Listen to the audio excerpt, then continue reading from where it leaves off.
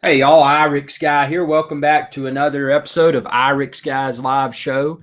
And what we'll do following the show, I'll go into the comments. So everything we talk about, the relevant links, etc., I'll update the video's description so that you can find all of that there. But as promised today, we do have a celebrity guest. He was able to work this show into his schedule. Sean Connery, the big Maine Coon cat, quite possibly the just on YouTube, famous cat in the world. So he's here. If you have any big Maine Coon cat questions, he'll be here to personally answer live on the show. And there's a lot of other topics that I want to talk about as part of today's show as well. I know we're normally very drone centric, and I'm going to continue that theme. But today, since we've had a lot of stuff happen this week from a technological perspective, and one of the biggest things, if you're a Mac user like I am, and obviously I'm on my MacBook Pro right now, but my main studio computer is an iMac. You may have also installed the latest edition of Mac OS 10, which is called Mac OS 10 El Capitan. Now that's actually what's interesting. There's been a lot of chatter on the channel about El Capitan and what it is. It's actually a mountain. So that's just a cool tidbit to throw out to everyone. Historically, Apple's been known for naming their operating system releases after big cats, and Yosemite and now El Capitan. Apple kind of strayed away from that naming convention, and they've gotten the cats out of the name, and they're going after mountains. So it makes me wonder if the next version of Mac OS 10 may be Everest or something along those lines. Who knows? But let's talk about OS 10 really quick, and then we'll be typing your questions for Sean Connery right here, because he is here to personally answer those. But OS 10 El Capitan, rather, the installation was better than expected. I mean, anytime I update software, firmware, operating system, I'm always extremely reluctant to do so. And before I do, I always make sure I have a complete system backup. I make sure that I have a secondary computer that I can use should the OS upgrade render my computer useless. I've got a backup that I can use. So my experience with El Capitan, rather, was that after I installed it, I was greeted with an error message, and essentially the error message indicated that I had to restore my mail. I run all my email through the Apple mail application, and it basically told me that I had to restore that because as a result of the upgrade, I don't know if it became corrupted or what happened, but I had to. So when I launched mail, I had about 47,962 emails in there, and it was having to recover all of those. Now, after the recovery process completed, I was still missing iCloud folders and subfolders, because in the mail application on Mac OS 10, I have iCloud, and then I have folders and then subfolders. So that's how I maintain, or how I retain rather, important emails that I may want to pull up for future reference. Sean Connery says hello. So that didn't work, but I found a fix for it, and it was actually a very simple fix. So far, after working through the mail application quirks, after upgrading to El Capitan, everything else seems to be fine. Now, when I launched Final Cut Pro 10 for the first time, it took a long time to load, and then it crashed launch Final Cut Pro 10. But what I've noticed with Final Cut Pro 10 now is that when I export, since I do all my videos in 4K Ultra HD, I've noticed that when I send them to compressor to export, it seems that they export a lot more quickly now than they did with the previous Yosemite operating system. So, from a performance perspective, again, I've only had about, 8 hours or so hands-on with El Capitan so far, but it seems to be faster. The web browsing seems to be faster. The video export seems to be faster.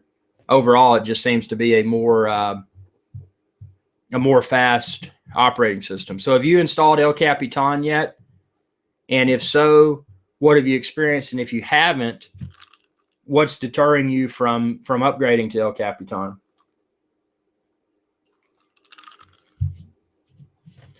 We're going to segue into, and by the way, any questions y'all have, go ahead and be thinking about them, typing them in, and I'm going to respond to as many as I can. We've got an hour. This is a weekly show at noon New York City time. Any questions you have, be thinking about them, type them live, and I'll do my best to respond. Question that's come up throughout my social media on Facebook.com/IrixGuy, and then also on YouTube. I've had a lot of people ask, how do you do the video editing? Now, what I'm doing what I like to refer to as the cradle to grave Phantom 3 video editing workflow. So this is the workflow that I use for all of my Phantom 3 videos. It's gonna detail, how I go in and download after I fly, how I copy the video from my Phantom 3 Professional to my Mac, and then once it's there, how do I edit it? Well, and do I do color correction if that's needed? How do I do that? It's going to be the complete cradle to grave Phantom 3 workflow that I use. So I'm putting that together. I know a lot of people have asked and asked again, and I've got a lot of videos as usual that are in the works, but that's at the top of my list. So that is in progress. Some other things that we have that's been a recurring theme. Let's see, and I'm loading my comments right here.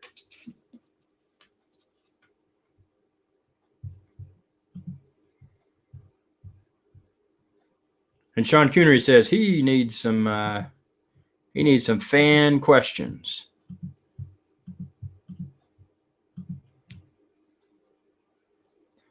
So let's see the other things that have come through.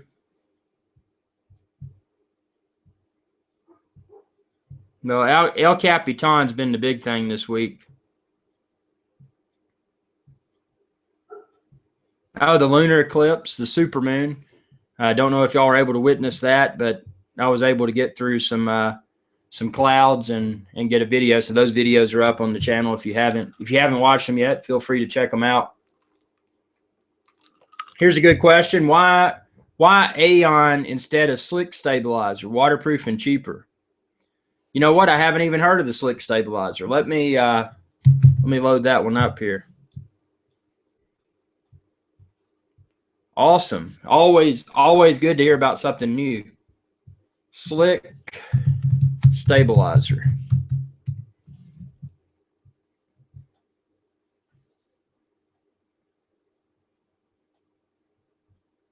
A motorized GoPro Steadicam.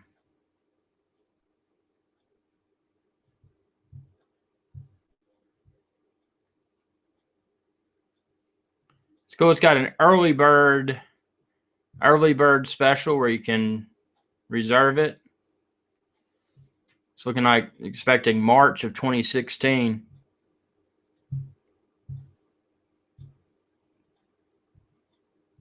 Well, that looks really cool. I'm gonna have to check that one out in more depth. Now, if you're watching this show and you don't know what an Aeon is or what a Slick SLICK stabilizer is, this is the first time I've heard of Slick, thanks to a viewer that just commented live on the show. The Aeon, I'm more familiar with it at a high level. What it is, it's a handheld gimbal for your GoPro camera.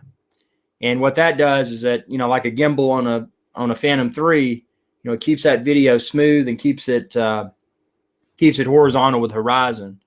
Now the Aeon, it's got a little display so you can see in real time whether or not the subject you're filming is in frame. It's got a joystick where you can make adjustments to the alignment of the camera. So if you're filming and maybe they go that way, instead of moving your hand, you just move the joystick over, and it'll help to keep them in the frame. And then there's what I really like about the Aeon is the reported 5-hour battery life, and that you can recharge by way of USB cable. So in an off-the-grid type scenario, if you're using a solar panel that has USB ports, not only could you recharge your GoPro batteries, but you could also recharge the Aeon. Now, the same thing is true. Let me see if I've got it right here beside me. Yeah, with the Feiyu, because this is the gimbal that I have and I use, and I really like it a lot. This has been out for a while. This gimbal is nice, but it's one of those things that almost signals what's next. And the reason I say that is that this is the G3 Ultra, and you can find this on snagbear.com. But this model has exposed wires right here, which isn't a problem if you're using it carefully, but it could be a problem if you're, when you're packing it along with other camera gear, those wires could become snagged rather, and potentially destroy the device. Now, there's a newer version of this, and I'll link all of this within this video's description after our live show concludes. But there's a newer version of this that has the wires stored internally. What I do like about this, and this was an optional add-on that I got for it, and again, I'll link all of this. If you just get the G3, it's just going to have a little power button on the bottom. But what I did is got this monopod extension, so I've got the power button inside. So I'll power that on. Obviously it would have my GoPro on top of it. And once it's powered on, then I can add these carbon fiber monopod extensions. So maybe I just want to add one. Maybe that's sufficient length. Or maybe I want to add, that's my power switch that goes if I was just using the short handle. So I just put it there so I didn't lose it. So I'm going to put this on in the middle. And then I'm going to, obviously you'd have to turn it on first. That's one of the pitfalls to this. Again, it signals where this particular product's heading, but it doesn't have all the refinements like an Aeon or possibly the Slick has. But see, this is long, and anytime you're filming on a monopod, just the fact that it's on a monopod is going to make the video smoother. And so for that reason, this right here is a very good solution. And this solution is available now, whereas with the Slick or the Aeon, those are items that you would have to pre-order. But again, check the link within this video's description after the live broadcast concludes, and you can find this as well as the extension. Greetings from Cape Cod. Nice place. And Uruguay. Wow. Okay, we're going international now. This is awesome. So what questions do y'all have? What do y'all want to talk about? Do you have any questions for Sean Connery, the big Maine Coon cat? I know a lot of viewers in the past, people said, "Man, is that a real cat, or is he legal to own?" And actually, Maine Coon cats, they're legal in South Africa. Awesome. Maine Coon cats are legal in most places in the United States. They are larger than your typical house cat. There is a domesticated cat that is larger than the Maine Coon, and that's called the Savannah cat. And those cats look more like they look like an African serval, which is a wild animal in Africa. And but yeah, Sean Connery, he's really friendly. He doesn't attack you or anything like that. Another question people had was, how do you do those? How do you do the GoPro videos where it's a time lapse, but while it's time lapsing, it's also turning? Now, this is a cool device for that. What this device does, and again, I'll link it within the video's description after this concludes. This does a 360-degree rotation. So what you do, you put your GoPro on a GoPro tripod mount, and then you put that on here. Then on the bottom, you've got a screw-type tripod mount where I've mounted the bracket for the tripods that I use. So I can just quickly put it on, slap my GoPro on the top, and then rotate this, and then it'll start a 360-degree rotation while the GoPro is filming. So it's a really cool way to not just create a time lapse, but to create a time lapse that's a panning time lapse. So it's moving while it's filming. So when you time lapse it, the effect is that It's like a standard time lapse, except you got the additional movement from left to right. So it's a really cool thing. What questions does everyone have today? I know today's show there's just it's been an interesting week with technology, but I pretty much burned my entire week playing with gearing up for El Capitan and installing El Capitan. My drone is cool, thanks. And those drones are, hopefully if everything works out okay, this hobby will continue to exist, because we're still in the infancy of the drones. I mean, we're not to the level where they should be. And hopefully if people are responsible with drones, they fly them in a safe and recreational fashion, hopefully we'll be able to continue to enjoy the hobby for many more years. Aha, fellow Caribbeaner from the Caribbean, nice. Follow Me will not work with my iPad Air 2. Actually, that's to be expected. And several viewers have pointed out that if you are using an iPad, or in my case, an iPod Touch, Follow Me won't work with that either.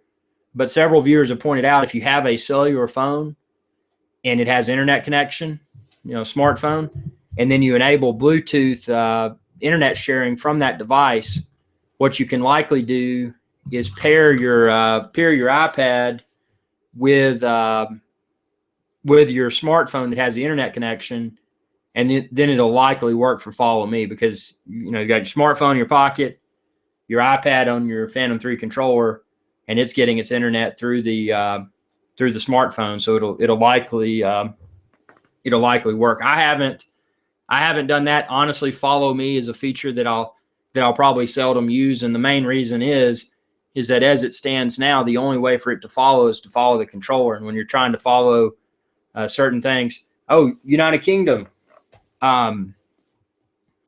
it's just not a feature that I really would use that much. And if I do use it more, I want something that's wrist wearable. Oh, and you can thank the IrixGuy's Adventure Channel fans for that, for the workaround, because that's not something I created. The fans came up with that.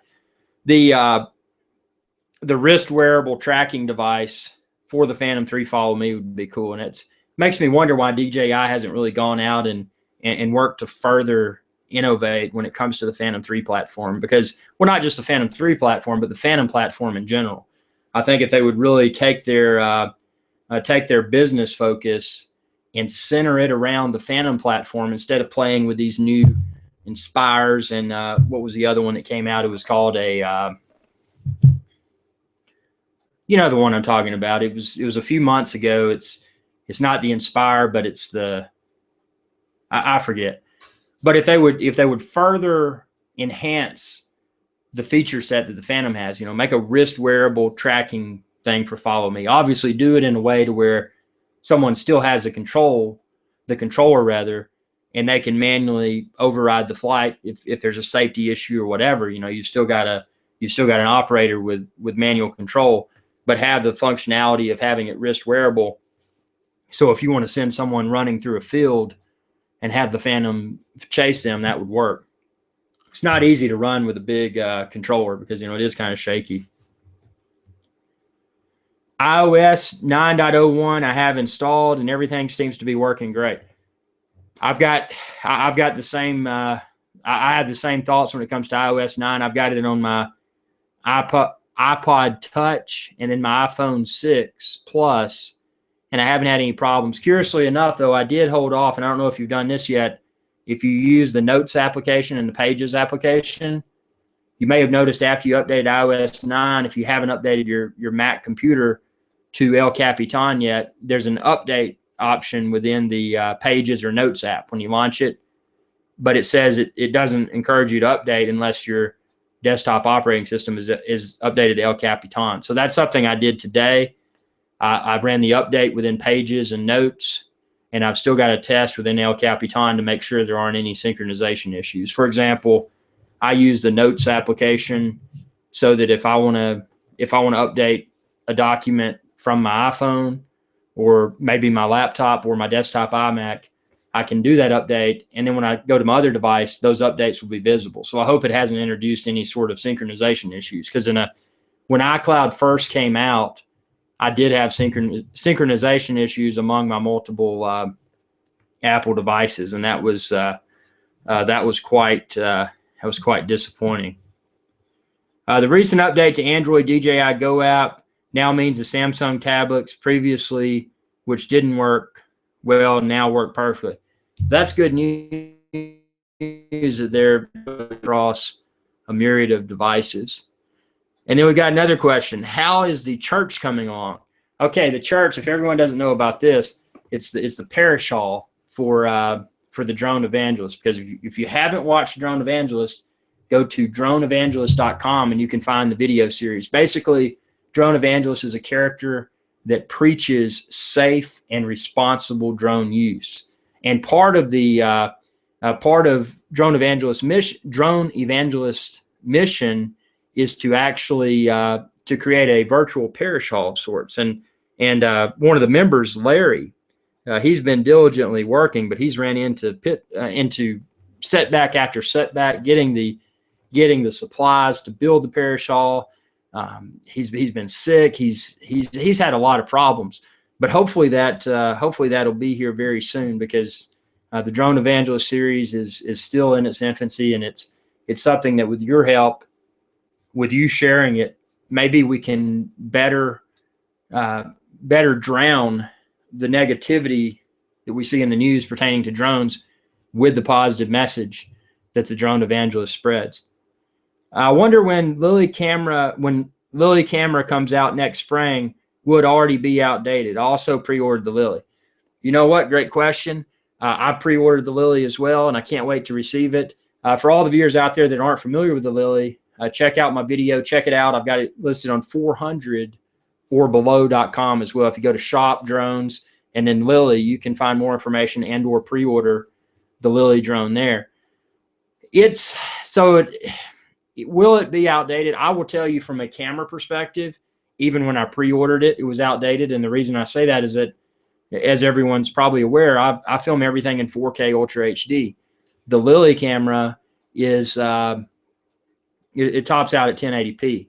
What's cool about the Lily is that it's waterproof. So if you've watched the demonstration, people literally throw it off a bridge, throw it into the water, and it rises and starts to fly and follow you. Another drawback to the Lily, and I'm not bashing the Lily. I've got it pre-ordered. I can't wait to play with it. It's going to be a very cool toy. Another drawback to the Lily is that it does not have, at least with the current version, it does not have obstacle avoidance. So if it's following you, and say you're running through a field and there's a tree in the middle of the field, and you turn, it's likely going to hit that tree while it follows you. So there's some obvious disadvantages. It does not have user replaceable batteries. You take it out, you're stuck with that one battery, and then once the battery life's gone, then you're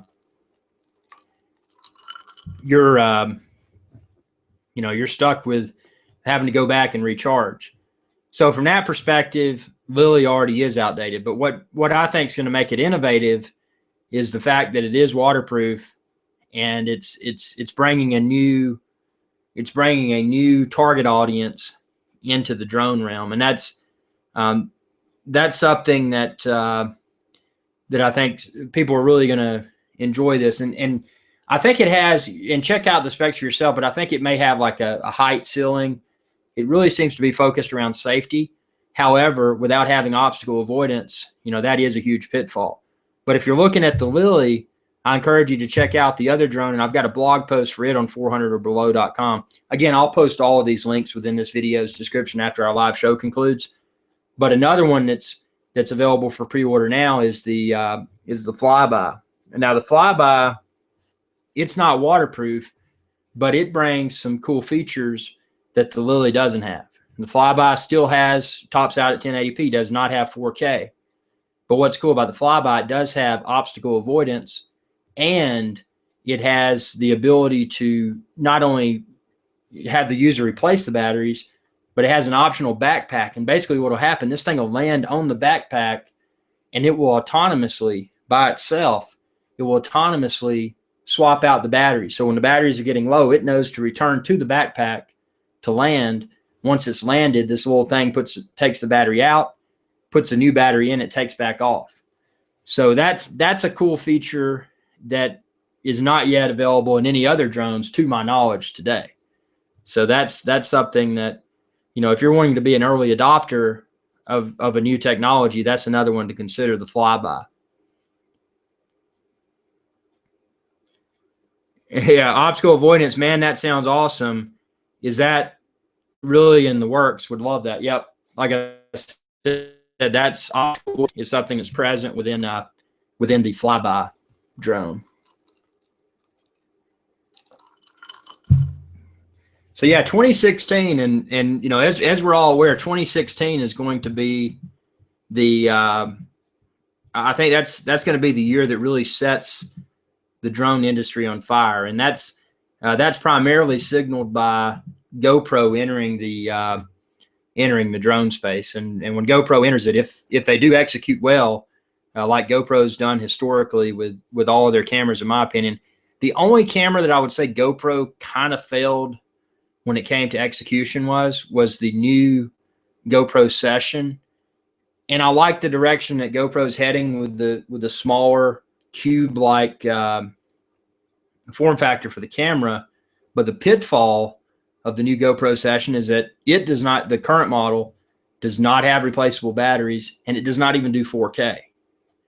But the cool thing about it is that it's waterproof, and you don't have to use the waterproof housing. So that's a step forward from an innovation perspective for GoPro. But I'm really looking forward to the next version of GoPro, whether they call it GoPro Hero 5 or GoPro Session Pro or whatever. I don't know what they're going to call it, but the one with 4K and user replaceable batteries, because in my opinion, that might be a game changer. And something I'm going to do here, cool, a lot more comments coming in. Something I'm going to do is, as we go through these shows, just for my own sanity, what I'm going to do is I'm just going to create a running checklist of all of the items that we've discussed, so that I know when the show ends that I can make sure I have links to all of these for everyone, so that you can further research this. So far we've talked about the slick. Let's see. The slick stabilizer for GoPro. And we talked about the Aeon GoPro mount, and then also the Feiyu. Talked about the flyby, the Lily. Anything I've missed, just let me know, because I'm going to, as we proceed with this live show, I'm going to jot down all the items. Oh, the 360-degree camera mount. Filming those 360-degree videos. People have made feature movies with iPhones. Have you ever entertained the idea of making a movie with all of your equipment? Actually, that's a great question, and something that and I'm looking over right now. He's off camera. He was here. Hey, Sean Connery, come up here. He may come back in a minute. But what I really want to do is create a short film with Sean Connery, the big Maine Coon cat. And I think that's there's other cats that have been in the media spotlight, and there's other cats that have really grown to become very famous. And obviously, with a cat not having a bank account, it's kind of a unique situation, because the person that lives with that cat can basically get free labor. So the cat's, I'm not going to have to pay Sean Connery a salary for his services. So my thoughts are to create Sean Connery the movie.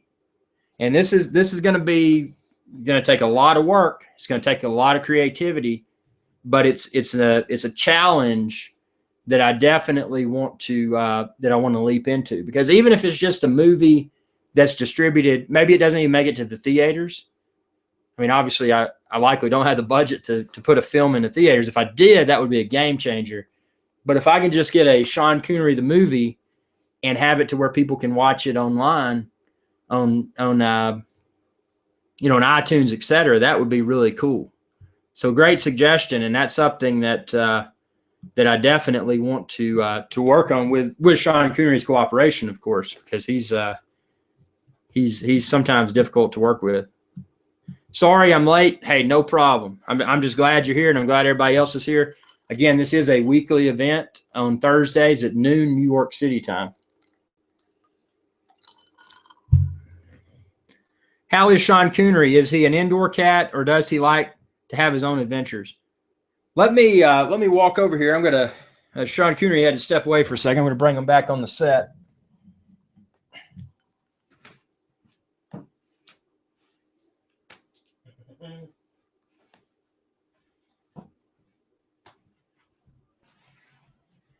Okay, so Sean Connery is back now, and he's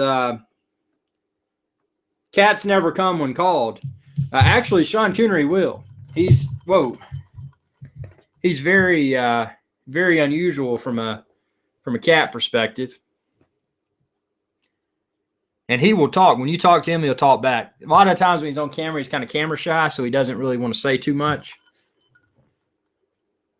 Today I watched your video on Phantom 3 prop guards and just installed mine. And then which case works best for snap-on props? I've got a case, and what I'll do after the show concludes is I'll post a link within the video's description. Well, Sean Connery doesn't want to be on TV today. But if you want to go ahead and check out the case, and like I said, I'll put a link after the show, but if you go to 400orbelow.com, that's my website. And if you go on 400 or below,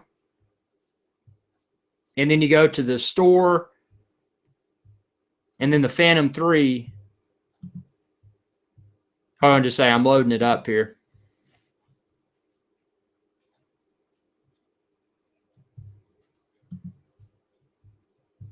Okay, we'll come back to that one in a second, but I will post a link after the show ends.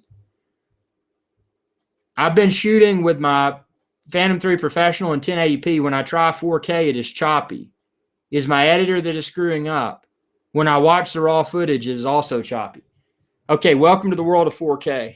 And actually, regardless of which computer you're using today, it's likely going to be choppy. And I'll explain. Even on the my primary studio computer is an iMac with Retina 5K display, so it's got a greater than 4K display. But even when I'm editing that video and when I'm watching that video within Final Cut Pro 10, it's choppy, and it's going to be choppy until I export it. And I'm making a note. I'm going to add a link to the video's description after the show for you on that. I've got some information out there. But yeah, even if you're using Final Cut Pro 10 like I am, and then you're sending it from Final Cut Pro 10 to compressor, it's going to look choppy until you're viewing it on like a smart TV. That's a 4K smart TV, which that's the way I would recommend, or an extremely fast computer with a 4K or greater monitor. And again, like I was saying, in my scenario with iMac with Retina 5K display, even though it has that 5K display that's greater than 4K, it's going to look choppy until I've actually exported the video. So when I've downloaded the video from my Phantom, until I've run it through my Final Cut Pro editor, until I've run it through compressor, which compresses the video in a suitable 4K format for viewing, it's going to look crappy. So that's just the that's just the way it is. And I mean, even with the top of the line Macs today, my Mac's not the top of the line. And I'm going to post a link to all my hardware that I use for video editing after this show. It'll be in the show's description. But mine's definitely not the top of the line, but it gets the job done. And even the top of the line computers today, they're still going to struggle somewhat with 4K. 4K is still a very future technology, but several people like myself, we're using 4K now just to have just a good bed of 4K video content out there, so that when when 4K sets do become more prevalent, when they do start to replace full HD sets like we're seeing today, then it'll be good to have that content already out there, because that's the first thing people are going to want when they purchase that new smart TV that's 4K. They're going to want something to watch with it. And more than likely, their satellite provider, their cable provider, they're likely not going to have 4K content at this point in time. So their only option at this point in time is likely going to be streamed 4K video by way of YouTube, Netflix, etc. So that's it's a future technology from a video filming and production perspective, but it's becoming a less future technology from a viewer perspective. They are getting those sets and they can watch it, but it's still takes a workhorse of a computer to effectively edit it. You're not going to have the smooth viewing and editing experience with 4K today like you would with 1080p.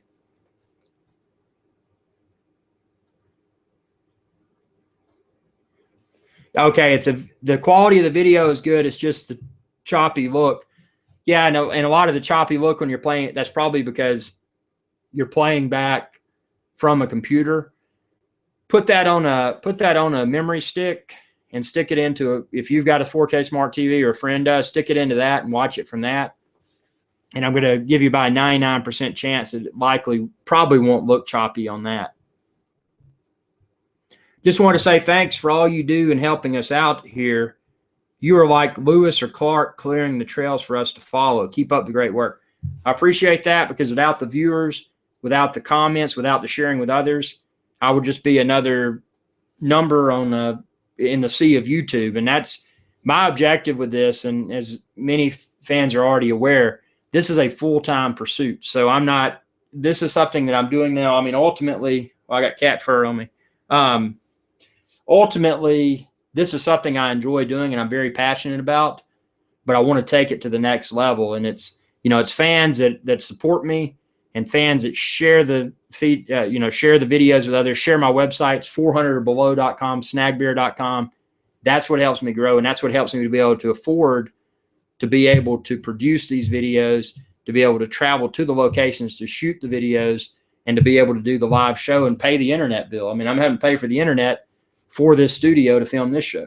So I appreciate it.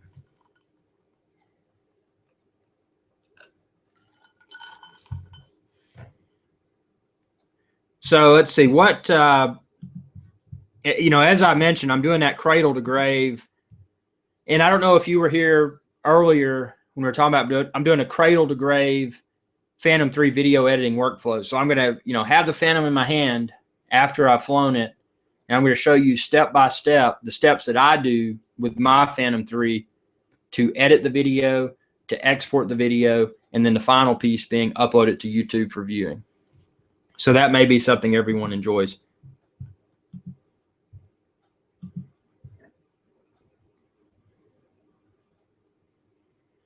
I use the Chromecast app to broadcast 4K YouTube content to my Vizio 4K capable TV. Does it show true 4K? Well, the great question, because it depends on your bandwidth, and to stream true 4K with YouTube, if you happen to have a slower internet connection, you may have to pause it for a minute and let it catch up. I know with Netflix, like my internet connection is not fast enough to stream Netflix 4K. It'll stream it, but it's a degraded 4K because I don't have enough bandwidth. I use AT&T Uverse, so I think my downstream is only about 18 megs. And I may switch to another provider. But if you're using something faster than 18 megs, there's probably a good chance that it's I think Xfinity, I think they may offer, I'm actually pretty sure that they offer a faster downstream.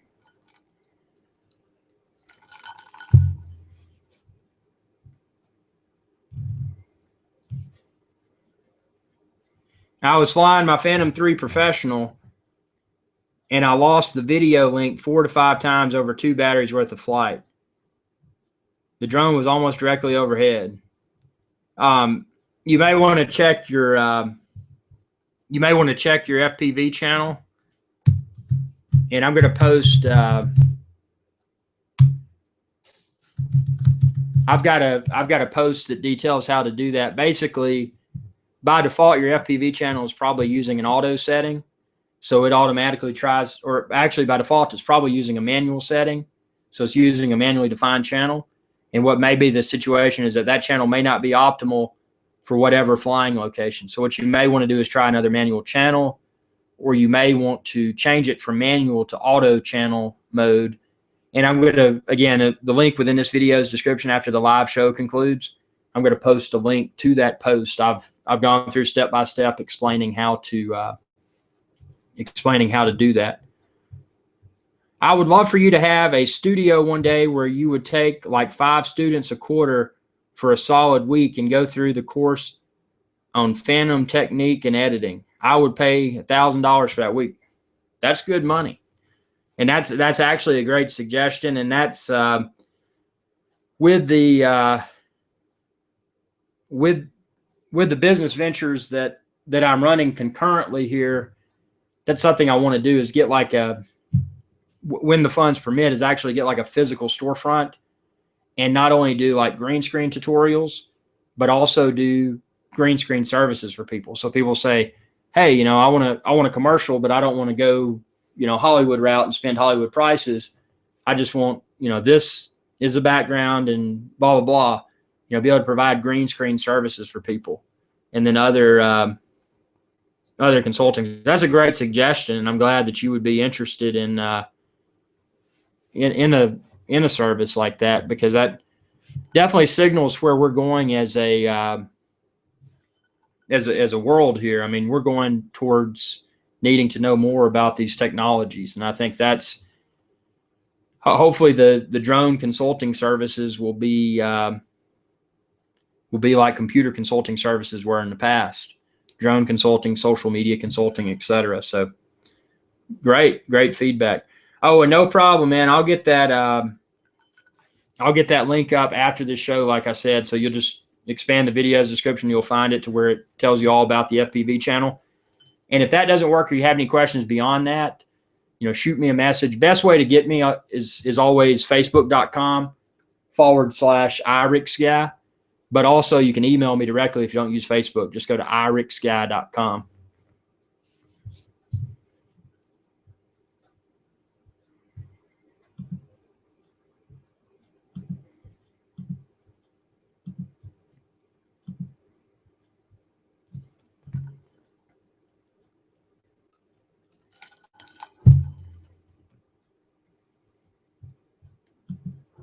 So more comments are coming in here.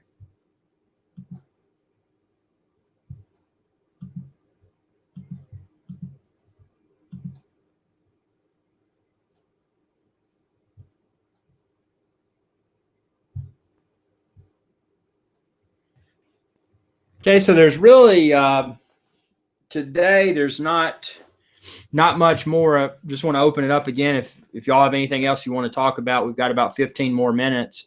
And next week I'm really going to do a bang up show. This week I've had a lot of comments, or not comments, but I've had a lot of tasks. I do a lot of things concurrently. I'm full-time YouTube, but in addition to YouTube, I'm in charge of a lot of startup ventures, as well as other day job activities. My own day job. I'm not employed by anyone else. I do my own thing. So it's been kind of a weird week. So I wanted to pack more content into this show, but next week I'm really going to get some really cool stuff. So, next Thursday at noon, expect some cool stuff. And what would y'all like to see? Are there any specific talking points? How'd you get the name IrixGuy? It just sounded kind of nerdy and cool. And when I actually first came up with the name, I didn't understand it. When I registered for a YouTube account, I didn't understand that a YouTube opportunity would exist. So I just randomly put some gibberish in there and thought, hey, this sounds cool and nerdy. So I put it in there. I didn't realize that YouTube was going to become such a big opportunity like it is today. So just a random name. Had I known where this was heading, I may have put some more thought into the name. but that's what it is. Would you like to comment on any new drones or gear that is coming onto the market soon? Yeah, earlier in the show, I talked about the Flyby, which is the drone with autonomous battery changing and also has obstacle avoidance. We also talked about the Lily camera, which is the one that follows you and it's waterproof, but it doesn't have obstacle avoidance. The big one's going to be the GoPro drone that hits in 2016, in my opinion. But I'm going to post links to all of these within this video's description after the show, so check them out. Right now, the Phantom platform is currently my favorite drone platform. It's a good size. It works well. It's nothing overly expensive. Yeah, sure, it's expensive, but it's not ridiculously expensive, and it's it provides good video results, in my opinion. Any idea on the next update for the Phantom 3 Pro? I don't have any speculation there. Well, I do have some speculation. My guess is that what we're probably going to see with the next Phantom is that we're likely going to see a Phantom with a modular camera solution. And if I had to guess, that camera is likely going to be it's going to be a modular DJI camera, of course. But I think that's what we're going to see next. I think we're going to see more of a shift from, okay, Phantom 1, Phantom 2, Phantom 3, Phantom 4, Phantom 5, blah, blah, blah. I think we're going to see a step away from that, and we're going to see more of a focus on, instead of updates for the entire drone, it's going to be, okay, here's our new camera update, because they're going to get the platform to the point to where there probably won't be advancements for the platform itself, but the big thing will be the camera. So in other words, I think, and that's signaled by the Inspire, because the Inspire, they came out with this ridiculously expensive camera option, but they kept the Inspire itself. So, looking at it from the perspective that, hey, this is a flying camera versus a drone that looks cool, I think they're probably going to do the same thing with the Phantom. They're going to, okay, this is the tool that enables the camera to fly, but we realize that new cameras probably come out every few months, every 6 months, every 12 months, or whatever. If you look at Sony, for example, I'm an all Sony shop now, except for my GoPro, and Sony typically releases a refresh of their camera models once a year. So that's what I would predict. I don't know when the Phantom 4 is going to come out. If they'll call it the Phantom 4, I don't know, but that's my assumption. And where does 400 or below come from? Well, 400 or below, basically, I knew that I needed a drone-centric website, because snagbear.com is my across-the-board unboxing, review, how-to website. And I knew that I needed something that was drone-centric. And I did a whois search, or whois.net, where you see if a domain's taken by someone. And I went through all of these names that I had in my head, and most of them were taken, because there's people that buy domain names the same way they buy real estate. They buy, think if you had bought just some funny names that come to mind, like cars.com or realestate.com or realtor.com. If you had bought those when the internet was in its infancy, you potentially would have had multi-million-dollar offers for someone to buy the rights to use that name. So the pickings were limited, and the 400 or below, that was the product of going through, whois after whois, finding what was available. And I finally found it. And what it means, why I call it 400 or below, and obviously this is always subject to change, but the consensus opinion is that 400 feet is typically the recreational ceiling in most areas. So the name 400 or below with the X, with the 400 crossed out, implies that, hey, keep it recreational, stay below 400 feet, stay safe and responsible. Honestly, I don't even do the 400 feet. For me, for my purposes, 100, 150 feet is usually more than optimal. That way I get the ground detail, and I still get the cool flying camera, cinematic type look. So that's where 400 or below came from. Curious, do you have to pack the Phantom 3's battery separate from Phantom 3 when traveling? Great question. And this is something, it depends which country you're in. You know, check with your local regulations. Check with the regulations of whatever place you're flying to, because I've heard mixed things about this. I'm not a lawyer. I'm not the TSA or anything like that. But check with your current regulations. I can tell you that there has been some verbiage that I've seen recently in regards to battery inside of drone versus battery inside of case. So what you may find is that it may be permissible to have one battery inside of your Phantom 3 in a case checked below the plane, but it's permissible case, and then have a second battery inside the case, not in the Phantom. So out of best practice to keep myself, and obviously when I travel, when I fly places, you know, I'm always very to the point, this is what I've got, this is what I'm doing, because I'm often asked, one might imagine with the amount of camera gear that I travel with, people, including TSA, they ask me a lot of questions. But the thing is just to be straight to the point about it and say, you know, this is what I've got.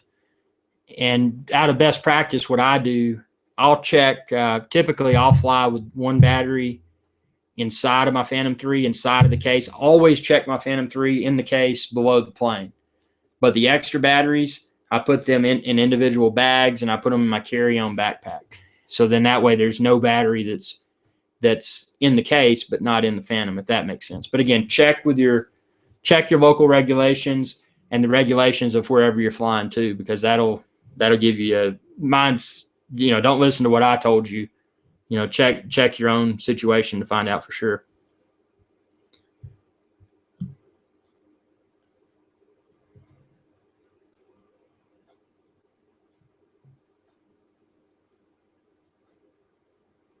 Lots of drone drift. If you're getting drone drift, what you need to do, and I'm going to post a link to it, it's an IMU calibration.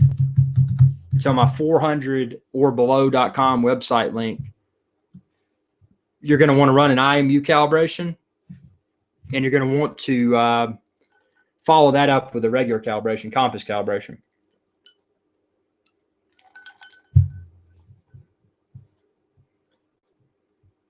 Do I have more than one boat? I got a lot of toys. Let's see. Since the last update, I've having more compass calibration problems with my Phantom 3 Professional. Have you suffered it any way? I put it down to the lighthouse. I was filming Ben scaffolded all around.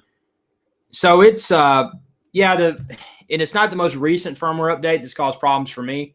It was a few firmware updates prior to that, and they created havoc when it came to calibration and IMU issues. So check the link that I'm going to post after this video, and it's what I did to resolve mine: the IMU calibration, followed up by a compass calibration, and that made everything better for me, at least.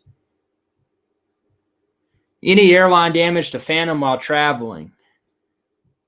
Well, the only damage I've had so far, I had a and it wasn't with my current Phantom 3, but it was with my Phantom 2 that I had. I don't know if y'all remember that. It was after I had the Phantom 2 Vision Plus, then I got the Phantom 2 and added the gimbal, the Hero 4, the FPV. With that particular Phantom, when I was traveling with it, I did encounter a couple of issues, and this is when I was in. I'm trying to remember where I was. Oh, I was in British Columbia in Canada. And when I got there, I had the FPV antenna assembly, because I mounted things externally. I had it with that really strong double-sided tape that, I mean, can hold a lot of weight. That had actually been detached from the Phantom 2, and then also the Phantom 2 case that I had at that point in time, very super strong case, but it had apparently they had dropped the case when they were loading it or unloading it from the plane, because it had a big chunk out of the case. But the Phantom itself wasn't damaged. The only damage that I saw to it was, it wasn't damaged. It was just that the antenna had detached and had to be reattached. So that's the only problem I've had. Now, I would never fly, with that being said, I would never fly by airplane with a Phantom that's not in a nice case, and I would never check it on the plane. I would always have it checked below the plane in a high quality case. And something else you'll want to check out, the TSA approved lock that I use, because that enables TSA to get in without a combination or anything. They just use a special TSA key so they can get in and inspect it. But when you're waiting in baggage claim, maybe you're delayed in customs, it keeps prying hands outside of your case. Sure, someone could walk away with your entire case with it locked, but it's going to better deter someone from just seeing a case, opening it, maybe pulling some of your stuff out and closing it. And the person that was asking about the case earlier, and I'm going to post it within this video's description, but if you go to 400orbelow.com and then you go to shop, you go to DJI, you go to DJI Phantom, DJI Phantom 3. The case that I would recommend, and I'm going to show you where it is on this page.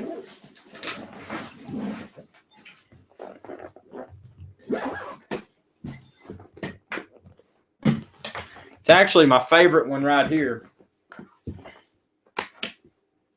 And it comes in different colors, but you can find this, and it's pre-plucked on the inside.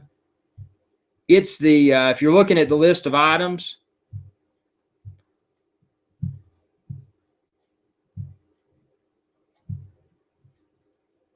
one, two, three, 4, 5, 6, 7, 8, 9, 10, 11. It's the 11th from the last item. So that's this case you see right here. I really like it. Now, if you're looking for something that is that you would pluck yourself, it'd be like the yellow case over there by Sean Connery. And that one is the 1, 2, 3, 4, 5, 6, 7. That's the 8th from the beginning. So those are the two cases on today's market that I would recommend considering. And again, I've flown multiple times with both of those cases, and I've had great experience. Neither one of those cases have been damaged. Now, the advantage that you'll get to the yellow one over there, the one that I said is the 8th case listed, it's got wheels and a pop-out handle, so you can roll it through an airport, to and from the check-in area. It's really nice. How much does Sean Connery weigh? Surprisingly, he's a lot more fur than he is weight. He's around 20 pounds. So you would think he's a lot bigger, but he's just got a lot of fur.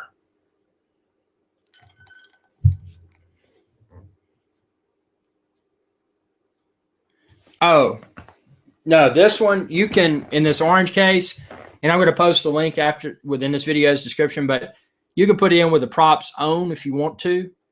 But typically, I just twist them off and store them in there. I don't like the pressure of foam on my props while I travel. A lot of people don't care, but I take mine off. But you could keep the props on. Now, the prop guards, the quick disconnect prop guards, you pop those off, but there's room in this case to store them. And again, I'm going to post a link within this video's description after this live show where everybody can see that. So we got about 2 more minutes. This has been had a really good turnout. Really appreciate it. Again, go ahead and mark your calendars for next Thursday, noon, New York City time. It's going to be the next episode of the live show. Come armed with any questions that you may have. Share with others. Let's really ramp up this live viewership. And one other good question: have you let Johnny Depp know you're available for drone video services? Well, we'll talk more about Johnny Depp later, but that is pretty cool. Do you use string with your prop guards? I do not use the string. Obviously, the string would fill the gap because when you're dealing with prop guards, you've got those 4 gaps, and something in theory, if there's a branch on the tree sticking up, that string may better prevent it from. So if you got something here and here, and then it goes through, and then it twists, and it could get caught up in everything. But in theory, if you have that string there, it's just going to bounce off. I don't use the string. The string is it negates the easy on, easy off benefit that the quick disconnect prop guards have for me. I do know some people that do use a string, and they put like a quick disconnect tip on each end so they can pop the string off without having to untie it, and they can still put their quick disconnect prop guards in their case. But to me, the extra hassle doesn't justify the benefit, in my opinion. That's just my opinion. If I was leaving them on all the time, I would put the string on there, but since I take them on and off, I don't use the string. Well, thanks everyone. It's 1 p.m. New York. Got to get out of here. Got to get some work stuff done, and I will see everyone next Thursday at noon, New York City time. Thanks for watching, and y'all have a good day. And this episode will be appearing on the channel. You can watch it offline if you weren't able to watch it in real time, and you can comment on that. Obviously, I won't be able to respond in real time because it's non-live at that point. And again, check the link within the video's description because I'll post all the product links there. And be sure to follow me on Facebook too if you haven't. Facebook.com/IrixGuy. Y'all have a good day.